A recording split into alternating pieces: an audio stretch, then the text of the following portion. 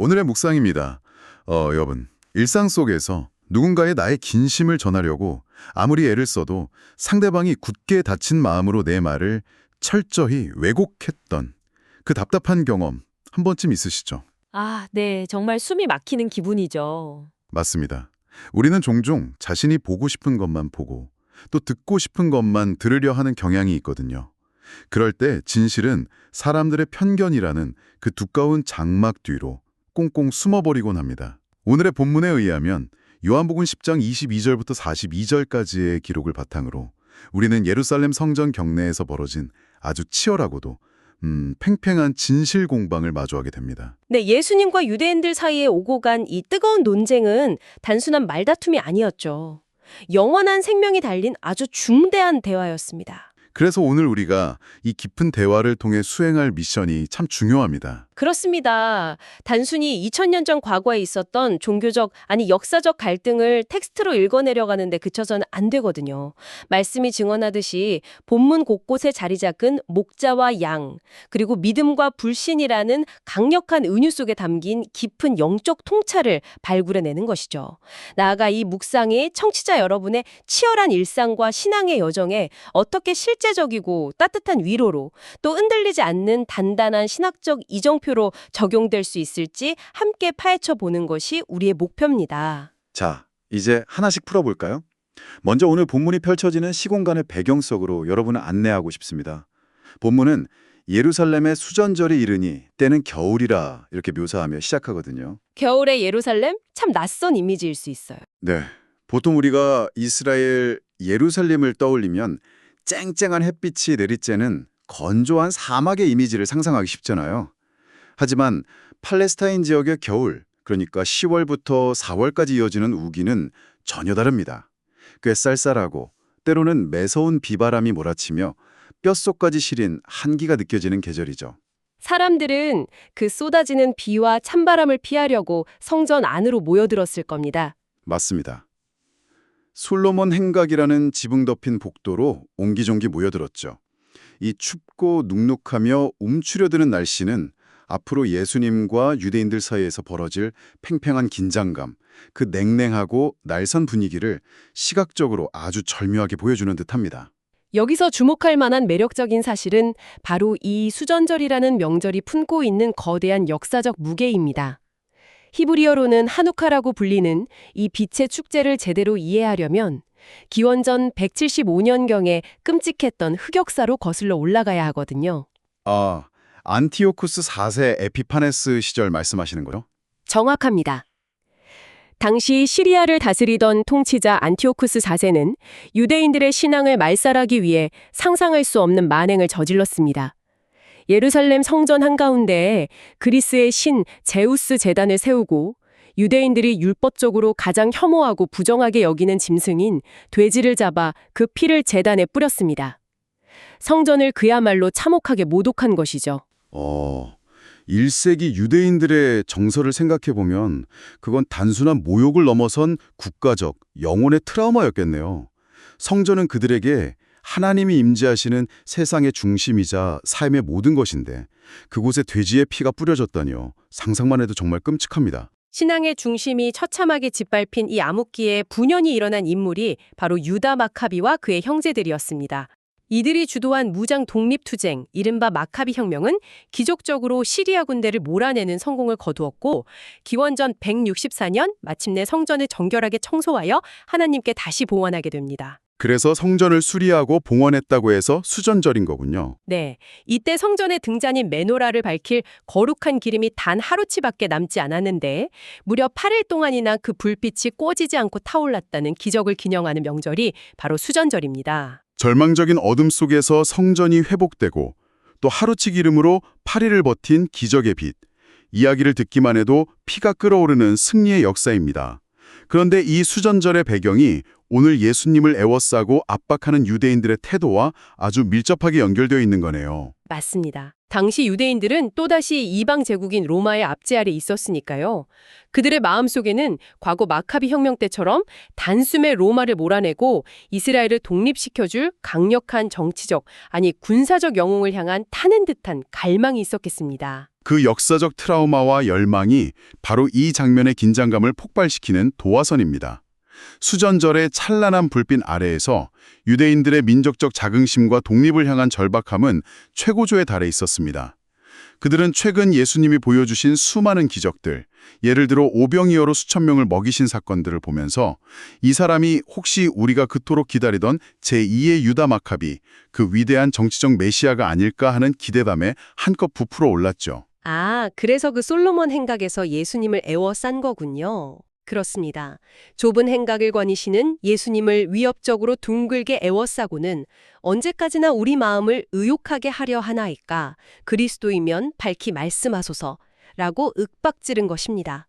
원어의 뉘앙스를 살려보면 당신은 대체 언제까지 우리의 애간장을 태우며 숨 넘어갈 듯 괴롭힐 작정이요. 빙빙 돌려 말하지 말고 당장 결론을 내시오. 라는 아주 분노와 조급함이 섞인 독촉이었습니다. 말씀을 듣고 보니 유대인들의 그 절박한 심정과 억눌린 분노가 고스란히 느껴지네요. 비도 오고 날씨도 추운데 사람들은 잔뜩 독이 올라서 예수님을 둘러싸고 추궁하고 있는 거잖아요. 그런데 여기서 자연스럽게 드는 의문이 하나 있습니다. 사람들이 그렇게 직설적으로 당신이 우리가 기다리던 그 그리스도입니까? 라고 물었다면 예수님 입장에서는 차라리 그래, 내가 바로 그 그리스도다 라고 명쾌하게 대답해 주시는 게 낫지 않았을까요? 왜 굳이 그들의 기대와는 다른 우회적인 방식으로 대답하셨던 걸까요? 예수님은 이미 자신이 누구이신지 수없이 말씀하셨고 무엇보다 행동으로 충분히 보여주셨기 때문입니다. 예수님은 내가 아버지의 이름으로 행하는 일들이 나를 증거하는 것이라고 대답하십니다.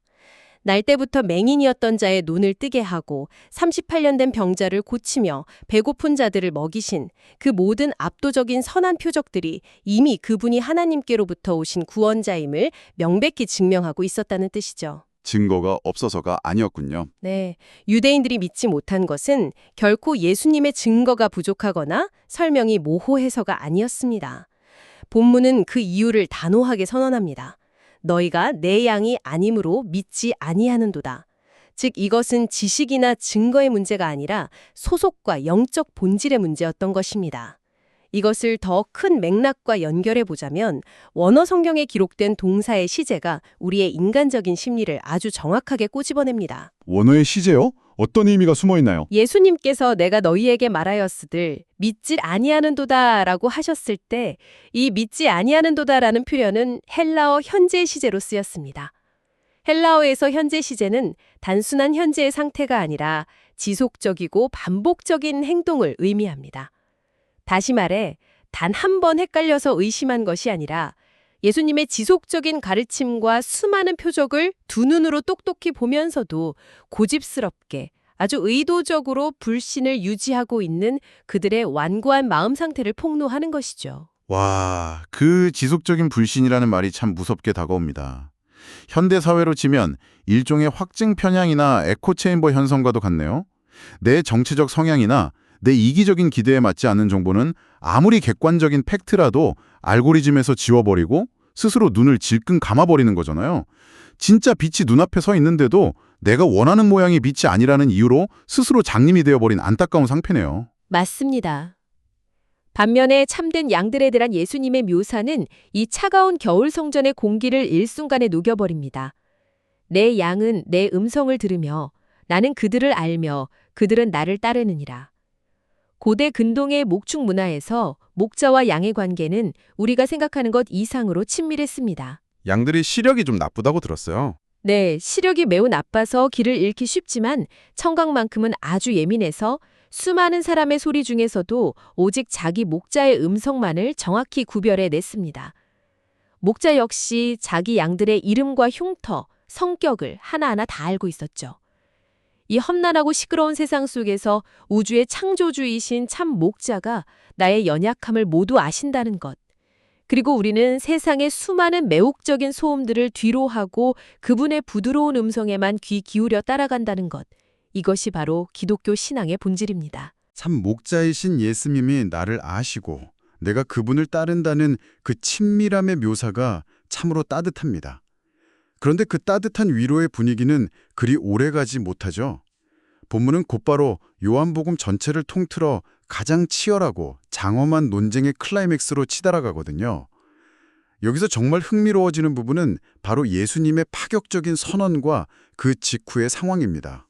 아, 그 유명한 선언 말씀이시군요. 네, 예수님께서 성전 한가운데서 나와 아버지는 하나니라 라고 선언하시자마자 유대인들의 이성은 완전히 마비되어 버립니다. 그들은 묻지도 따지지도 않고 곧바로 길바닥에 무거운 돌들을 집어들고 예수님을 쳐 죽이려 달려듭니다. 도대체 이 짧은 한 문장의 어떤 부분이 그토록 그들을 격분하게 만들었을까요? 유대인들의 율법적 관점에서 예수님의 이 선언은 변명의 여지가 없는 가장 끔찍한 신성모독이었습니다. 그들은 예수님이 사람들을 고치고 살린 선한 일에는 전혀 관심이 없었습니다. 오직 눈에 보이는 연약한 육신을 입은 웬 목수의 아들이 감히 자신을 온 우주의 창조주이신 여호와 하나님과 동등하다고 주장하는 이 불경한 상황에 경악한 것이죠. 율법적으로는 돌로 치는 게 맞다고 생각했겠네요? 레위기 24장의 율법에 따르면 여호와의 이름을 모독한 자는 회중이 돌로 쳐 죽이도록 명시되어 있었으니까요. 특히 아까 말씀드린 수전절이라는 절기의 분위기를 떠올려 보십시오. 이들은 지금 과거 이방인의 성전 모독에 맞서 피 흘려 싸웠던 마카비 혁명의 영웅들에 완전히 빙의되어 있는 상태입니다. 자신들이야말로 부패한 세상을 정화하고 하나님의 율법을 수호하는 의로운 심판관이라 착각하며 이 끔찍한 신속 모독자를 처단하겠다는 무서운 자기의에 사로잡혀 살기를 내뿜고 있는 것입니다. 그러니까 그들은 자신들이 하나님을 위해 아주 거룩하고 의로운 일을 하고 있다고 굳게 믿고 있었던 거군요. 실상은 하나님의 참된 아들을 향해 돌을 던지고 있으면서 말이죠. 내가 옳다는 확신이 영적인 무지와 결합했을 때 얼마나 파괴적인 폭력으로 변할 수 있는지 보여주는 아주 섬뜩한 장면입니다. 정말 안타까운 일이죠. 그런데 사방에서 돌을 들고 달려드는 그 일촉즉발의 위협적인 군중 앞에서 예수님은 몸을 숨기거나 도망치지 않으십니다. 오히려 그들이 가장 신봉하는 구약 성경의 논리를 가져와 아주 정면으로 반박하시죠. 바로 시편 82편 6절의 말씀입니다. 너희 율법에 기록된 바 내가 너희를 신이라 하였노라 하지 아니하였느냐. 솔직히 이 구절은 성경을 꽤 읽었다는 분들에게도 굉장히 낯설고 당혹스러운 본문이거든요. 하나님이 사람을 향해 신이라고 부르셨다니 이게 도대체 무슨 의미인가요? 이 대목에서 예수님이 전개하시는 율법적 변증은 참으로 압도적입니다. 시편 82편은 하나님께서 공정하지 못한 불의한 재판장들을 엄히 책망하시는 내용입니다. 그런데 흥미롭게도 거기서 하나님은 그 타락한 재판장들을 가리켜 신들이라고 부르십니다. 당연히 그 사람들이 진짜 신이라는 뜻은 아닙니다. 인간 재판장들이 그토록 막중한 호칭을 얻은 유일한 이유는 그들이 하나님의 절대적인 권위가 담긴 말씀을 위임받아 공의를 집행하는 거룩한 대리자의 역할을 맡았기 때문입니다. 아, 말씀을 맡은 자라는 뜻이군요. 네, 예수님의 논리는 이렇습니다. 성경이 이처럼 단지 하나님의 말씀을 받아서 전하는 불완전한 인간조차 신이라는 권위 있는 호칭으로 불렀다면 하물며 창세전부터 하나님 아버지께서 친히 거룩하게 구별하시고 이 땅에 직접 보내신 독생자가 스스로를 하나님의 아들이라 부르는 것이 어떻게 신성모독이 될 수 있느냐는 겁니다. 와, 상대방의 논리적 허점을 완벽하게 찌르는 통쾌한 변증이네요. 유대인들은 성경의 1.1획도 틀림이 없다고 믿는 자들이니 이 시편 말씀 앞에서는 스스로 돌을 든 명분이 완전히 무너져 내릴 수밖에 없었겠습니다. 내가 말씀의 수호자인 줄 알았는데 오히려 말씀이 나를 정죄하고 있는 셈이네요. 그뿐만이 아닙니다. 예수님의 변증은 차가운 논리적 승리에서 멈추지 않습니다. 예수님은 돌을 든 그들을 향해 이렇게 말씀하십니다. 만일 내가 내 아버지의 일을 행하지 아니하거든 나를 믿지 말려니와 내가 행하거든 나를 믿지 아니할지라도 그 일은 믿으라. 예수님은 그들이 자신의 존재 자체를 받아들이기 힘들다면 자신이 빈민들을 먹이고 병자들을 고친 그 선한 표적과 사역들만이라도 제발 객관적인 눈으로 보고 믿으라고 애타게 호소하십니다. 적을 향한 반격이 아니었군요. 이것은 적을 향한 분모가 아닙니다. 어떻게든 그 굳어진 마음의 눈을 뜨게 해서 하나님 아버지가 예수님 안에 계시고 예수님이 아버지 안에 거하심을 깨닫게 하려는 선한 목자의 찢어지는 듯한 사랑과 안타까움이 깊게 배어있는 절규입니다. 그렇다면 이 모든 것이 우리에게 어떤 의미가 있을까요? 2000년 전 예루살렘 성전에서 벌어진 이 숨막히는 논쟁과 돌을 든 군중, 그리고 목자의 애끓는 호소가 오늘을 살아가는 청취자 여러분의 치열한 일상과 신앙에는 어떤 파문을 던지고 있을까요? 우리는 이 거대한 서사를 통해 묵상해야 할 깊은 영적 교훈들을 발견하게 됩니다. 이 대목은 우리에게 중요한 질문을 던집니다. 우리가 진정 믿지 못하는 이유 혹은 신앙생활을 하면서도 끊임없이 갈등하고 분노하는 진짜 이유가 무엇인가 하는 성찰입니다. 앞서 보았듯 유대인들이 예수님을 불신한 것은 예수님이 메시아라는 증거가 부족해서가 아니었습니다. 그들은 자신들의 정치적 야망, 즉 이스라엘의 독립과 현실적인 보상이라는 이기적인 기대치에 예수님을 억지로 끼워 맞추려 했기 때문에 믿지 못했습니다. 자신들이 만든 기대감의 틀에 진리를 맞추려 한 거네요. 맞습니다. 자신들이 만든 그 견고한 기대감의 틀 속에 참된 진리가 들어맞지 않자 진리를 받아들이는 대신 진리를 향해 돌을 든 것이죠. 오늘날 우리는 과연 다를까요? 혹시 우리도 나의 유익을 채워주고 내가 계획한 인생의 타이밍에 정확히 부응해주며 나의 세속적인 성공을 보장해주는 나만의 맞춤형 예수를 찾고 있지는 않습니까? 내 뜻대로 기도 응답이 되지 않는다고, 내 기대와 다른 방식으로 하나님이 일하신다고 해서 분노하고 돌을 들고 있지는 않은지 깊이 돌아보아야 합니다. 세상의 커다란 소음과 내 안에 끓어오르는 욕망에 귀가 멀어 정작 좁은 길로, 십자가의 길로 우리를 인도하시는 참 목자의 부드러운 음성을 놓치고 있다면 그것만큼 비극적인 일은 없을 것입니다. 내가 설정한 기준에 하나님을 맞추려는 교만이 결국 참된 신앙의 눈을 멀게 한다는 사실이 참으로 뼈아프게 다가옵니다. 그리고 또 하나, 우리의 마음을 붙드는 강력한 메시지가 있죠. 바로 영원한 안전에 대한 약속입니다. 예수님은 당신의 음성을 듣는 양들을 향해 아무도 아버지 손에서 빼앗을 수 없는 이라고 단호하게 선언하십니다. 현대사회를 살아가는 우리는 늘 무언가를 빼앗길까 봐 두려워하잖아요. 건강을 잃을까 봐, 직장을 잃을까 봐, 모아둔 재산을 잃을까 봐 늘 전전긍긍하며 불안해하는데 이 빼앗을 수 없다는 선언은 참으로 놀라운 위로입니다. 이 말씀이야말로 우리 기독교 신앙을 지탱하는 가장 든든한 반석이자 구원의 보장입니다. 이 선언을 가만히 묵상해 보십시오. 목자이신 예수님과 아버지는 하나이시며 그 하나님 아버지는 이 세상의 어떤 권력자나 경제적 위기나 심지어 죽음의 권세보다도 크고 전능하신 분입니다. 그 크신 창조주의 손 안에 단단히 품겨 있는 양들은 이 세상의 어떤 영적 도둑이나 위협 앞에서도 결코 단 한 마리도 버려지거나 빼앗기지 않습니다. 우리가 넘어질 때도 마찬가지일까요? 물론입니다. 우리가 살아가다 보면 때로는 실패해서 넘어지기도 하고 심각한 질병에 걸려 좌절하기도 하며 스스로의 죄악과 연약함 때문에 깊은 영적 침체에 빠지기도 합니다. 하지만 우리의 구원은 우리가 얼마나 하나님을 세게 붙잡고 있느냐, 우리의 쥐는 힘에 달려있는 것이 아닙니다. 만물보다 크신 하나님의 강한 손이 우리를 꽉 붙들고 계신다는 그 절대적인 주권에 우리의 소망이 있는 것입니다.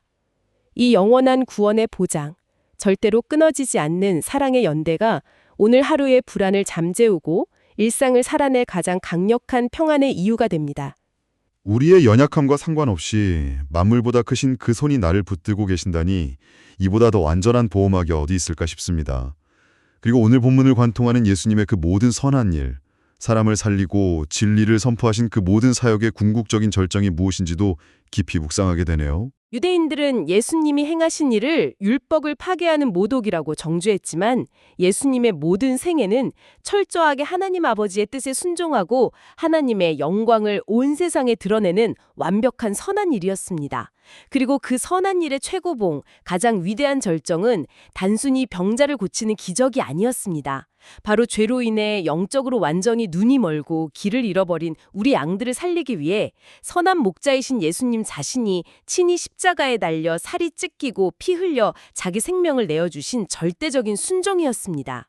십자가의 죽음이야말로 예수님이 하나님의 아들이시며 우리를 끝까지 포기하지 않고 사랑하시는 참된 목자라는 사실을 온 우주 만물 앞에 증명해낸 가장 완벽하고 영광스러운 증거입니다. 십자가에서 완성된 그 처절하고도 아름다운 선한 일 덕분에 돌맞아야 마땅한 우리가 오히려 영원한 생명을 누리게 된 것이군요. 자, 이제 오늘 본문의 마지막 장면으로 시선을 옮겨보겠습니다. 예수님은 돌을 들어 치려하는 살기등등한 예루살렘의 팽팽한 긴장 속에서 벗어나 과거 세례 요한이 사람들에게 세례를 베풀던 요단강변, 그 거친 광야로 몸을 피하십니다. 그런데 참 흥미롭고 아이러니한 것은 바로 이 광야 피난처에서 벌어진 일입니다. 종교적인 기득권과 자기의로 똘똘 뭉쳐 하나님의 아들을 핍박했던 그 화려한 성전의 군중들과는 달리 이곳 요단강변의 사람들은 예수님이 행하신 표적을 보고 세례 요한의 증언을 떠올리며 그분께 마음을 활짝 엽니다. 화려한 예루살렘에서는 배척받으셨지만 초라한 광야에서는 환영받으신 거죠. 그리고 요한복음 10장은 그리하여 거기서 많은 사람이 예수를 믿으니라 라는 참으로 아름다운 구절로 대단원의 막을 내립니다. 예루살렘과 요단강변, 이 두 공간의 극적인 대조는 오늘 청취자 여러분에게 던지는 아주 깊은 여운이자 도전입니다. 화려한 성전 한가운데 있으면서도 스스로 굳어진 이기적인 마음 때문에 진리를 거부하고 마침내 돌을 들었던 분노한 무리가 될 것인가? 아니면 비록 내 삶의 자리가 거칠고 초라한 광야 요단강변과 같을지라도 자신의 영적 빈곤함을 솔직하게 인정하고 목자의 음성에 겸손히 귀를 기울여 마침내 영생을 얻는 참된 양이 될 것인가? 오늘 하루 우리의 일상 속에서 나는 나의 얄팍한 논리로 끊임없이 증거만을 요구하며 타인과 하나님을 향해 돌을 쥐고 있는 군중의 자리에 서 있는지, 아니면 만물보다 크신 목자의 손길에 온전히 삶을 맡기고 평안을 누리는 양의 자리에 서 있는지 조용히 스스로를 반추해 보시기를 부드럽게 권유해드립니다. 오늘 우리의 마음을 깊이 울린 이 귀한 묵상의 말씀이 단지 지적 호기심을 채우는 데 머물지 않고 우리의 심령 깊은 곳과 치열한 삶의 현장 속에 온전히 새겨지기를 간절히 소망합니다. 이 시간 말씀을 기억하며 우리를 인도하시는 목자께 기도로 나아가겠습니다. 자비로우신 하나님 아버지, 오늘 말씀을 통해 우리가 목자의 음성을 알아듣는 참된 양이 되기를 소망합니다. 세상의 시끄러운 소음과 내 안의 이기적인 기대들을 내려놓고 온전히 우리를 돌보시는 예수님의 음성에만 귀 기울이게 하옵소서. 만물보다 크신 하나님의 손에 우리를 맡기오니 세상의 어떤 위협 속에서도 결코 우리를 빼앗기지 않는다는 그 사랑 안에서 오늘 하루도 평안과 기쁨을 누리게 하옵소서. 선한 목자 되시어 우리를 위해 생명까지 내어주신 예수님의 이름으로 기도합니다. 아멘. 아멘. 여러분, 오늘 하루도 선한 목자의 음성 안에서 평안하시길 바랍니다. 지금까지 오늘의 묵상이었습니다.